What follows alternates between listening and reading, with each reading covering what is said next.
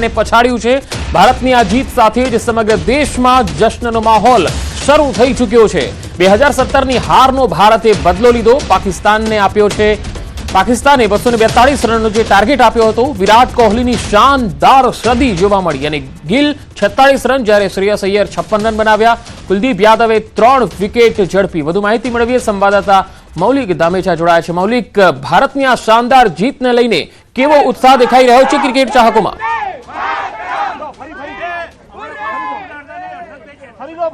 પંકજ, ચોક્કસથી અત્યાર સુધી જે પ્રદર્શન છે ભારતીય ટીમનું તે ખૂબ જ સારું રહ્યું હતું। આજે આ ચેમ્પિયન ટ્રોફીમાં કરો યા મરોની સ્થિતિ હતી, તેમ છતાં પણ વિરાટ કોહલીએ તેની લાંબા સમય બાદ સદી ફટકારી છે અને તેને પગલે ભારતભરમાં જશ્નનો માહોલ જોવા મળી રહ્યો છે। ક્યાંક મીઠાઈ ખવડાવવામાં આવી રહી છે તો ક્યાંક ફટાકડા ફોડવામાં આવ્યા છે। તો અત્યારે હાલ અહીંયા અમદાવાદના શિવરંગની વિસ્તારમાં આવેલી ભીમાનગર સોસાયટીમાં પુષ્પ વર્ષા કરી અને સ્વાગત કરવામાં આવી રહ્યું છે। ભારતીય ટીમનું એક ઉત્સાહનો માહોલ જે છે તે અહીંયા જોવા મળી રહ્યો છે। ક્રિકેટર રસિકો જે છે તે ક્રિકેટ રસિકો પણ આપણી સાથે જોડાયા છે, તેમની સાથે વાતચીત કરીશું કે કેટલા સમયથી આ ભારતીય ટીમની ક્રિકેટમાં લાંબા સમય બાદ જે જશ્નનો માહોલ જે છે તે જોઈ રહ્યા હતા।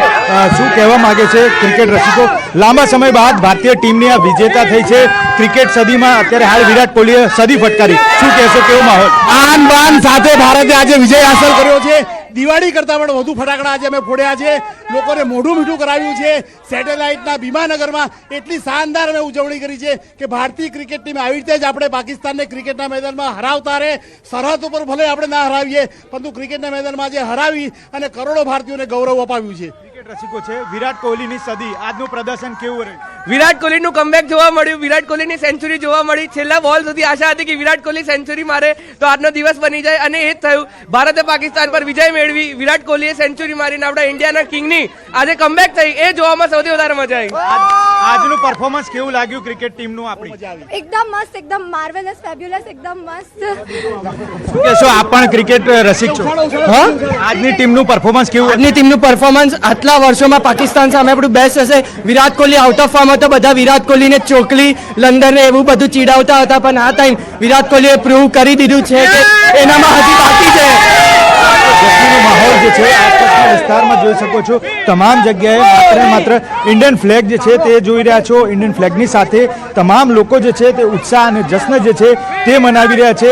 મહત્વનું છે કે ઘણા સમય બાદ જે વિનિંગ ટીમ જે છે તેનું પરફોર્મન્સ જોવા મળ્યું છે। આગામી સમયમાં હવે 2 માર્ચે જે ટીમ છે ઇન્ડિયાની તે ન્યુઝીલેન્ડ સામે રમશે અને ત્યાં બાદ તેનું પરફોર્મન્સ કેવું રહેશે તેની ઉપર હવે સૌ કોઈની નજર છે। પંકજ, મૌલિક, ખાસ બીજા જે ક્રિકેટ રસિકો છે તેમની પણ પ્રતિક્રિયા જાણવાનો પ્રયાસ કરશો। 2017નો બદલો જ્યારે ભારતે આજે લીધો છે।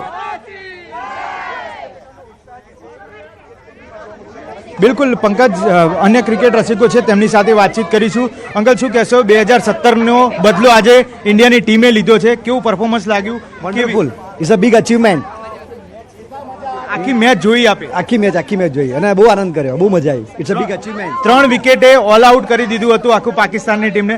ખાસ આ પ્રકારનો માહોલ કેવો હોય જ્યારે ભારત પાકિસ્તાનની આ તમે જોઈ રહ્યા છો માહોલ કેવો છે, બધાની ખુશી અને બધાનો આનંદ। It's a wonderful, well done.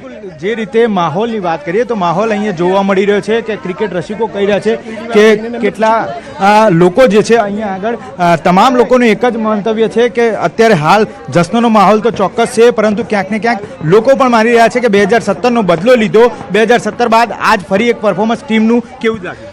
બદલો બધી વાત અલગ, પણ જીતી ગયા એ સૌથી મોટી વાત છે। આપણા દેશ માટે આ બહુ જ મોટા ગૌરવની વાત છે, કારણ કે ઇન્ડિયા પાકિસ્તાનની મેચ હોય એટલે ઇન્ડિયા પાકિસ્તાનનું વોર જેવો જ માહોલ હોય છે, અને એની અંદર આપણી ટીમ બહુ જ સમજદારીપૂર્વક રમી। પહેલી ઇનિંગમાં એ લોકોને કંટ્રોલમાં રાખ્યા અને બીજી ઇનિંગમાં દેવાવાળી કરી દીધી અને 4 જણા ભેગા થઈ મેચ પતાવી દીધી। કોઈ પણ મેચ હોય ભારત પાકિસ્તાનની હોય ત્યારે માહોલ કેવો? માહોલ જોરદાર હોય। અમે ભીમાનગરના બધા લોકો મોટે ભાગે ભેગા થઈને એક જગ્યાએ પ્રોજેક્ટર ઉપર બધા મેચ જોતા હોઈએ છીએ, નાસ્તા પાણીની લેજતું દાડા હોઈએ છીએ અને ખૂબ મજાનો માહોલ હોય છે। ભીમાનગર એક પરિવારનું જેવું માહોલ છે અહીંયા, અને બધા ખૂબ મજા થયા। આજે જીતનો જશ્ન કઈ રીતે મનાવે? જીતનો જશ્ન એટલે બધા પુષ્પ વર્ષા કરી, બધા નાચ્યા કૂદ્યા, ગળ્યું મોડું કરાયું અને બધા એકબીજા જોડે એકદમ, આજે તો આખો માહોલ જ અલગ છે ભીમાનગરનો। તો જે રીતે અહીંના ક્રિકેટ રસિકો છે એ માત્ર ને માત્ર સોસાયટીના સભ્યો છે, પરંતુ સોસાયટીના સભ્યો પરિવારજન છે, તે પરિવારજનો સાથે એ વાતચીત કરતા જોવા મળે. ફરી એક ક્રિકેટ રસિક છે, તેમની સાથે વાત કરીશું. અંકલ, કે રીતનો માહોલ હતો? ખાસ કરી આજે ભારત પાકિસ્તાનની મેચ છે, વોર જેવો માહોલ. 2017 બાદનું કમબેક જે છે તે ઇન્ડિયાનું પરફોર્મન્સ કેવું લાગ્યું? બહુ જ સરસ અને એકદમ એક્સાઇટેડ હતી મેચ. બધાએ બહુ જ રસપૂર્વક જોઈ છે મેચ. અને વિરાટ કોહલીએ એશિયા કપ, ચેમ્પિયન્સ ટ્રોફી અને એશિયા કપમાં ભારતનો સૌ પ્રથમ બેટ્સમેન જે પાકિસ્તાન સામે સેન્ચુરી મારી એ બહુ મોટી સિદ્ધિ મેળવી છે.